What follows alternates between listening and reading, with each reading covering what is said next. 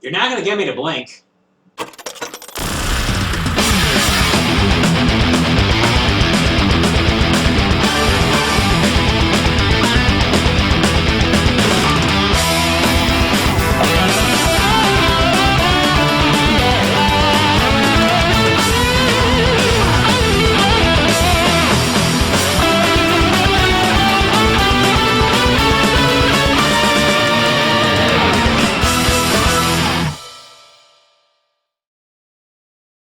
Man, oh man, you guys asked for this one.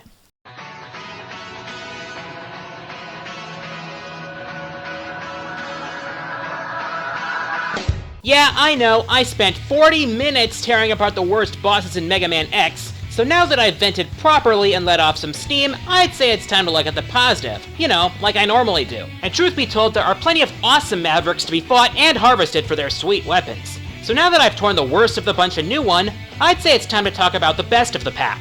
Same rules as last time, at least one Maverick from each main series game, no Mavericks from Command Mission, and only Mavericks that give you weapons. Whether it's their stage, battle, weapon, or whatever, these are the Mavericks that rock the most house. I don't think I need to explain this further. Get your weapons ready, it's game time! The reason that I'm including bosses from all the main Series X games is twofold. One, for the sake of balance, and two, to give credit where credit is due. Don't get me wrong, you already know how much I hate X7, but with how much I've hammered it into your skull, but with the many, many complaints I have about the game, at least I can say that Splash WarFly is decent, I guess. Well, let's start with what could have happened. Considering how bad X7 already was, a water level would have been all kinds of intolerable. Well, guess what X7 didn't do? Instead, we get to tear ass through a battleship, and you know, I can actually stomach it.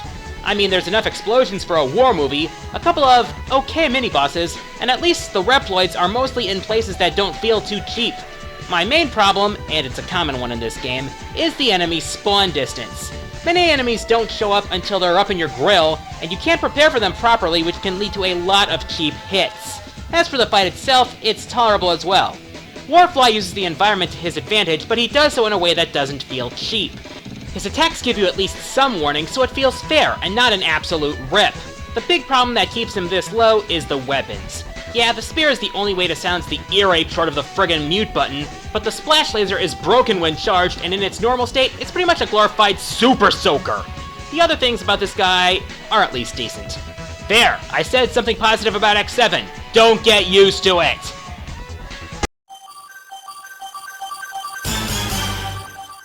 The roster in X8 was very hit or miss. Well, mostly miss, but still, there were a couple high points in the lineup.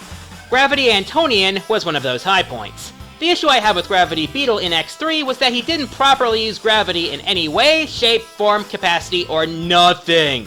Antonian plays it like a worn-out air horn. The rooms have switches that flip the gravity all over the place. The gravity rooms can provide a lot of fun, whether it's crushing enemies, solving puzzles, or just stepping on one switch and letting Newton's laws do the rest. You know, for science and stuff like that. My one issue with the stage is these rooms right here. Yeah, whoever designed these death traps ought to be court-martialed or something, I don't know. The rest of the level is pretty fun, though the music is rather lackluster. I like how the stage shows you how the gimmick works without putting you in danger. That's doing it right. The fight with Antonian is pretty fun too, but at the same time, it can be hectic as all hell. His main tactic is controlling the arena, whether it's that block that never goes away, that vortex in the middle of the room that makes him hard to hit because it sucks up your shots. Why aren't you affected too, I wonder? Or those green blobs that leave you trapped. Also, he kind of flips the room every which way to Sunday, after all that is part of his name, and he's not afraid to get physical. I mean, biology class has probably told you that ants can lift several times their own weight. And then he goes Magneto and creates giant blocks to drop on your head. Standing still is gonna get you wrecked. The weapons, again, are a bit of a mixed bag. Spiral shots, a gravity bomb, and an overhead slash. Not spectacular, but not terrible. Hey, at least you had fun getting them though, right? I thought so.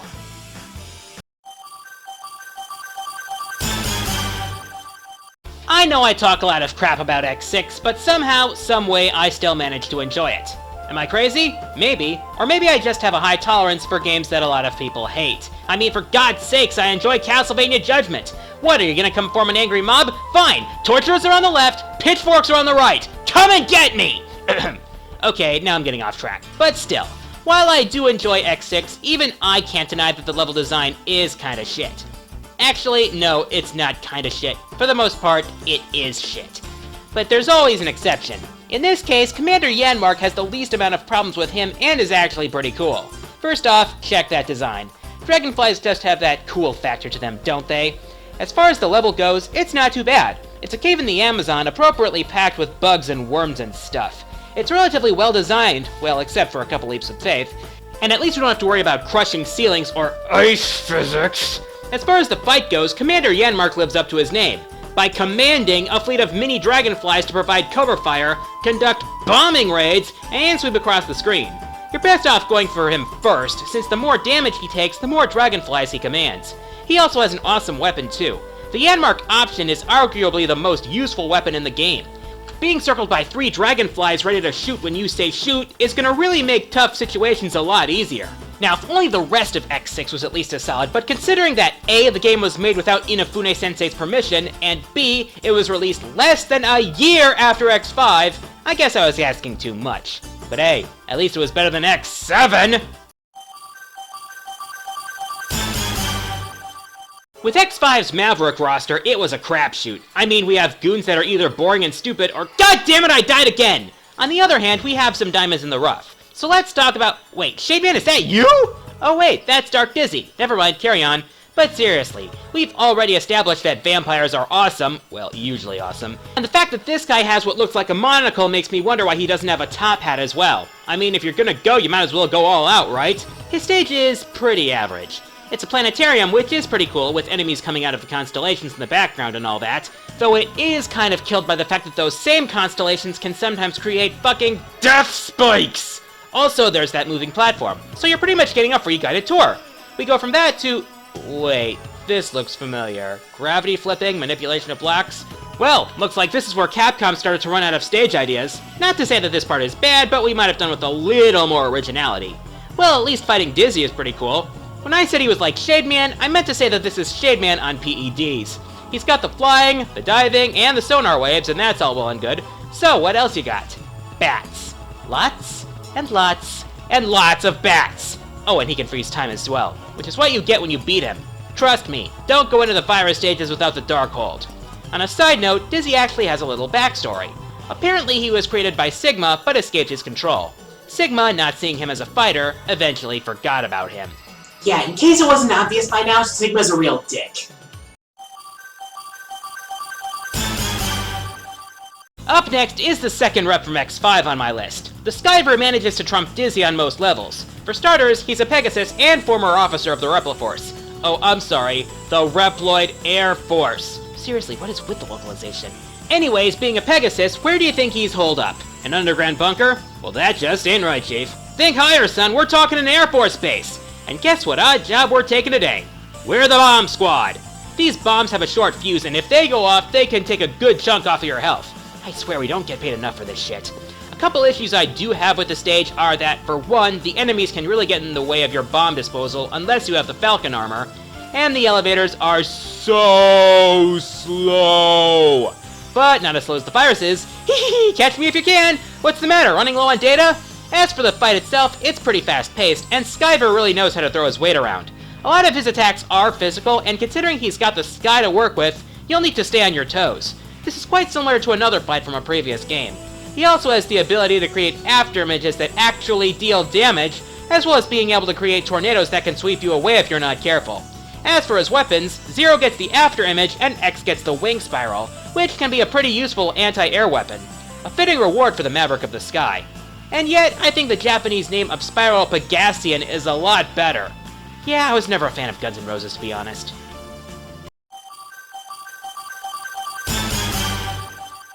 After 5 Mavericks from the more modern eras, it's about time I hit up the classics. And you can't get much more classic than the original.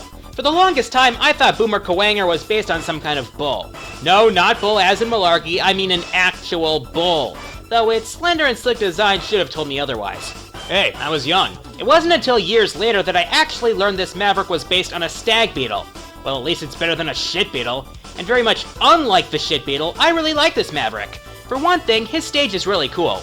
It's a tower with some well-placed obstacles like laser traps and a quick-moving elevator. minus the crushing blocks. There's even a section which allows you to climb up the side, which is cool. The enemies and obstacles force you to take things carefully. After all, you're on a mission and the last thing you want is a face full of laser. This stage really shows how much better the X series does vertical stages from the classic series. The fight itself is pretty good too. He's fast enough to rush you, strong enough to toss you into the ceiling, and his horns make him look like a next generation Cut Man.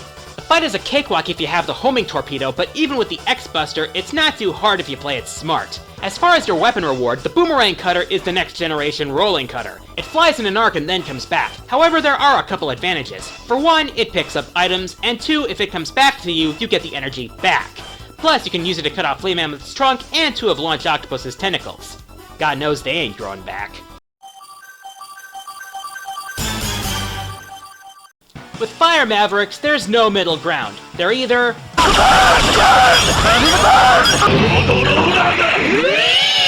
Why? Why do I have to keep bringing him up?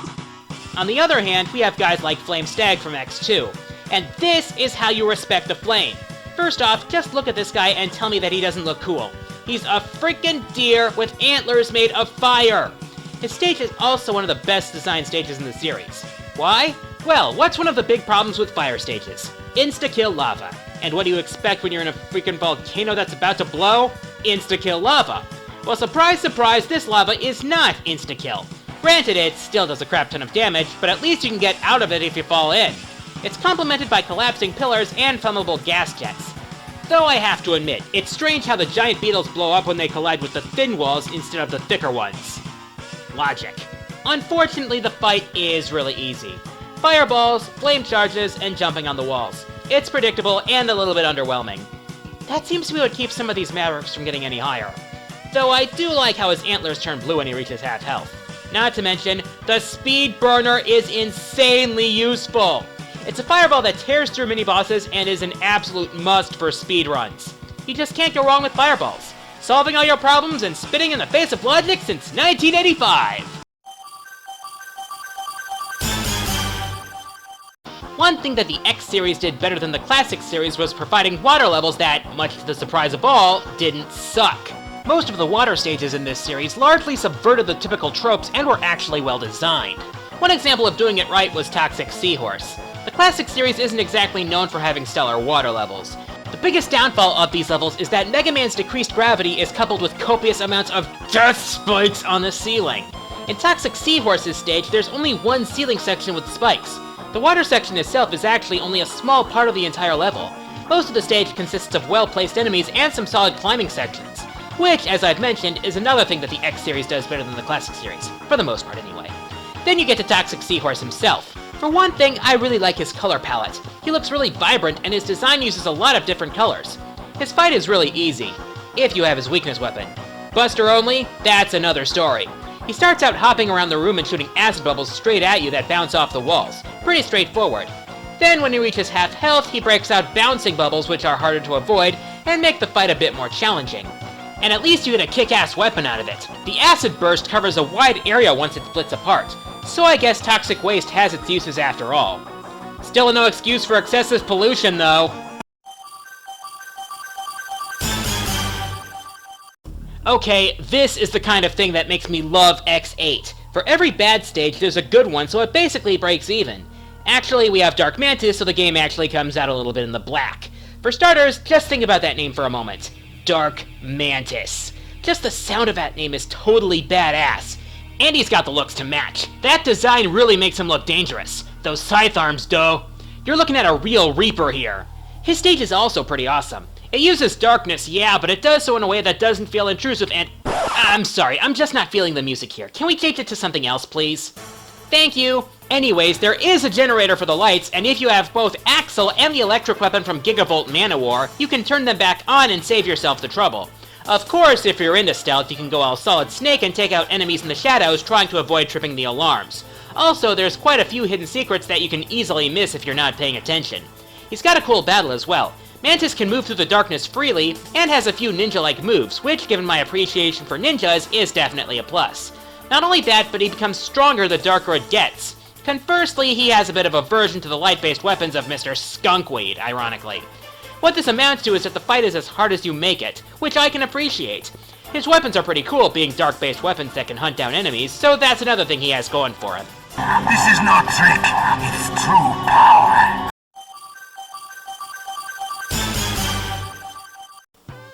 Why do so many Ride Chaser stages have to suck? Vehicle sections have a nasty reputation as it is, and the X series at large does virtually nothing to help that. Whether it's awkward controls, piss-poor level design, or bullshit time limits, only 2 Ride Chaser stages in the whole series got it right, and one of them was from the game that introduced them. When your first look at the thing is the demise of GBD, that's not exactly the best sign, but at least with Overdrive Ostrich's stage, you don't technically need it. Even still, it's intuitive enough, since you can turn it around unlike other Ride Chaser stages.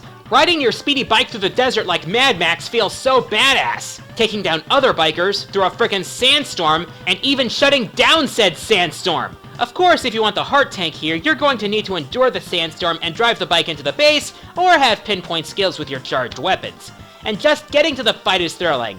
I mean, X shoots down a missile while it's launching! And now there's the battle with... Wait, are you sure we're not fighting Roadrunner's cousin? I mean, he has 3 attack patterns centered around dashing, be it straight running, hurdle hopping, or leaping from the background to try to land on your head. All the Acme equipment in the world isn't going to help you when Ostrich busts out the slicers either.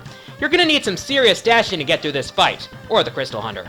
The Sonic Slicer is a good weapon here, possessing both power and 2-dimensional range, especially since it bounces off the walls. It's one of those weapons that just clicks with me, kinda like Ostrich himself. Beep beep, motherfucker, beep beep! Remember how Ostrich was one of only 2 good Ride Chaser stages? Well, here's the other, and it's about time I got to talking about X4 again. Considering that X4 is my favorite of the series, it should come as no surprise to see it this high on the list. And how about that? We have a Maverick who doesn't even wait until the boss room to get up in your face. Jet Stingray gets this high partially for being a great example of a vehicle stage done right. The stage is fast-paced, but unlike Squid Rage Quit, it's done so in a way that doesn't feel like they went overboard with the obstacles. It gives you time to actually react, and with the intuitive controls of this particular Ride Chaser, I feel like a badass playing through this stage. It also throws enemies into the mix in a way that allows you the chance to either blast them or tear through them with the overpowered boost dash. That dash is OP! It even drives off Stingray himself when he attacks you in the second half of the stage. When you actually fight Stingray face to face, it's a fun fight, and challenging if you don't have his weakness weapon. He starts up his favorite karaoke from The Who and dives across the room, shoots his babies at you... Oh god, that is horrible! Once he gets low on health, he'll pull some vacuum crap, hoping to bring you too close to dodge his charge. Okay, that is smart. Makes you appreciate the term artificial intelligence. As far as weapons go, X's Ground Hunter is an excellent weapon for taking out enemies on the ground and on walls, while Zero finally gets the ability to air dash. Hell yes! You know that is gonna help, and it's an excellent reward for your skills and reflexes. Take notes, every other vehicle section ever. Yeah! How do these creatures keep getting into my apartments? I need to talk to the landlord. When I talked about Toxic Seahorse, I mentioned how it was a water level done right. Well, to find a better example, we need to go back to the origin. Apart from X4, the original X has the best lineup of bad guys in the entire series, and obviously it has the best water level as well. Launch Octopus did everything right that Seahorse did, only better. For starters, take a look at his stage. What exactly do you notice about it? It's incredibly open. No tight spaces or corridors, no issues with death spikes on the ceiling, none of that crap that usually comes with water levels. In place of those age-old annoyances is a wide-open ocean area abound with aquatic enemies assaulting your ass. Vacuum fish, angler submarines, turtle artillery, cybernetic sea serpents, and hey, they even threw in a battleship for good measure. The wide-open spaces make for plenty of speedrun potential without the worry of having your fucking head split open. Eventually you reach Octopus himself, and he's tricky whether you have his weakness weapon or not. For one thing, he has an endless supply of missiles at his disposal. Where does he get all those? Never mind, it's video games, don't question it.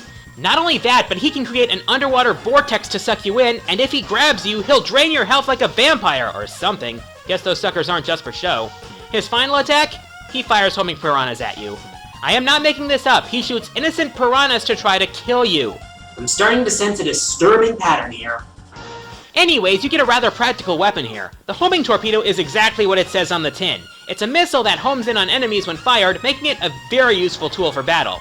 One question though, Why does the English squid Migraine refer to this guy by his Japanese name of Octopardo? With all the talk about the awesome Mavericks in the original lineup, you know that there was one Maverick I couldn't go without mentioning. Storm Eagle is the clear fan favorite from the original, and it's not hard to see why. First off, this guy's design is majestic and badass as all hell. I mean, can you say with a straight face that he doesn't look awesome? Second, his stage is an awesome concept. You're storming an airport loaded with moving platforms, propeller grabbers, and flamethrowers. I especially like the scrolling cloud background, the breakable glass that hides the sub-tank, and that rockin' 16-bit guitar. There are also these flammable canisters which explode when you shoot them enough. That's one thing we just don't question. Barrels don't typically explode when you shoot them in real life unless you use incendiary rounds. One set of those canisters also blocks the way to the helmet upgrade, which only gets used 2 or 3 times in the whole game. Finally, you get to Eagle himself, and holy crap, you fight this guy on an airship! As far as attacks go, he can use his powerful wings and fearsome tornadoes to try to blow you off the ship, fly into the air to perform a series of dive-bombing attacks, and spit out an egg that produces baby eagles. Okay, what is with bosses using their young to attack? That is just sick. Anyways, it's a fun battle, but it suffers from one major drawback. It's way too freaking easy! If you're even pretty good at timing your dashes, you can win easily without getting hit once. At least you get a great weapon for it. The Storm Tornado is downright broken. It can tear through small enemies and even medium enemies like it's nothing. One last note. According to his lore, Storm Eagle was never actually infected with the virus, but instead forced to serve under Sigma after failing to stop him. That in mind, maybe he wanted X to defeat him. Or I could just be blowing smoke.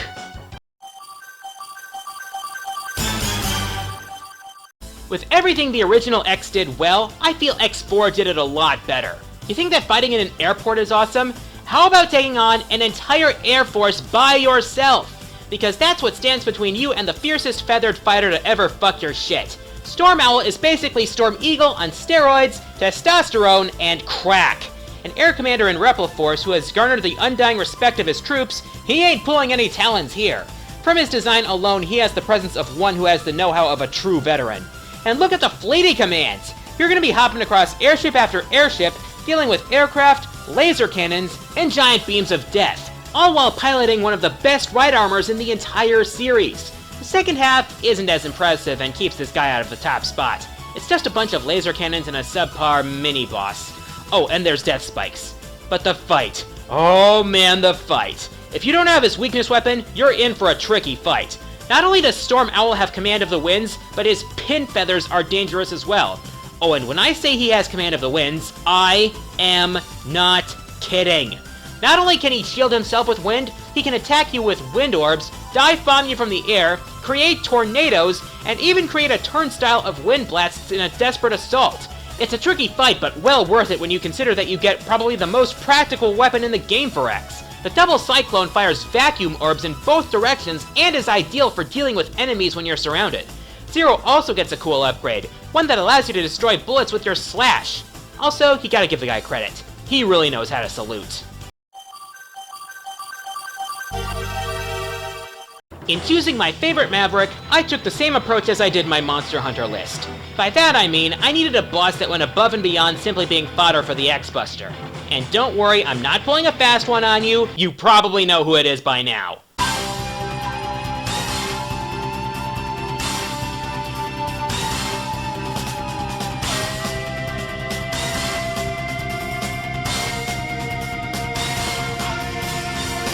Yes, I know! This was a predictable choice. But you must be confusing me with someone who gives a shit. Well, I don't. I really don't. Because Magma Dragoon is the clear choice for the #1 spot. For starters, have I ever told you how much I love dragons? Well, the only thing more badass than a dragon is a robot dragon. So right off the bat, we have double the badass. And those beads he's wearing? Those are Akuma's beads. So take the square of dragon, multiply by robot to the power of Akuma, and we get a calculated total of 5,000% badass factor. And to get to him, you have to tackle one of the best fire stages ever put together. It's got everything. Lava, boulders, flame jets, well-placed enemies, and the most awesome ride armor in the entire series. It's so incredible that it can withstand lava. And then you get to Dragoon himself. And it's clear that Capcom put the most effort into this one Maverick. You see, in the beginning of the game, Dragoon is there to witness the destruction of Sky Lagoon.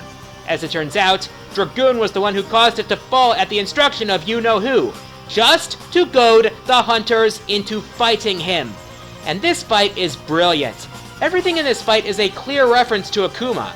He possesses several of Akuma's attacks and even goes so far as to call them out by name.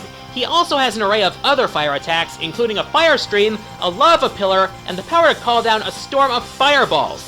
What's best about this fight is the variety of ways to fight Dragoon. You can go Buster only for a challenge, and you can make it easier with the weakness weapon like any other fight, but for some real fun, you can even bring in the ride armor. And in the end, you get awesome weapons, of course. The Rising Fire for X and the iconic Ryo Engine for Zero, which has become a staple in his moveset. Bottom line, Magma Dragoon is the total package. He has every advantage the previous Mavericks have, he's actually relevant to the plot, and he is well deserving of his popularity with the fans. If Capcom put as much effort into their business practices as they did into this guy, they probably wouldn't be having as much trouble as they are now. I'm the corner guy, and Capcom, the writing's on the wall. The fans want it. Inafune Sensei want it. So get off your ass and make a new Mega Man game, damn it!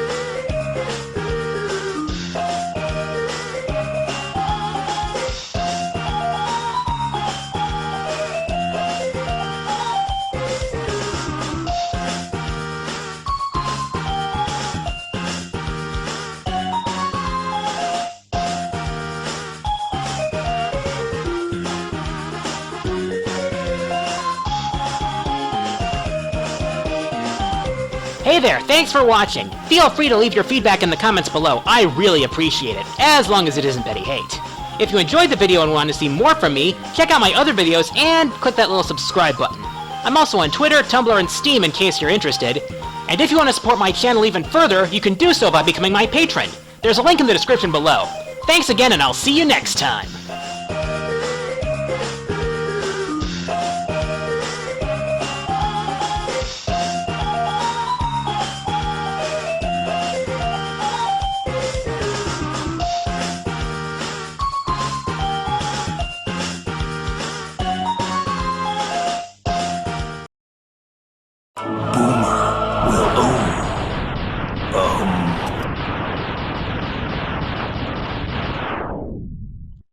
We'll get you another boomer.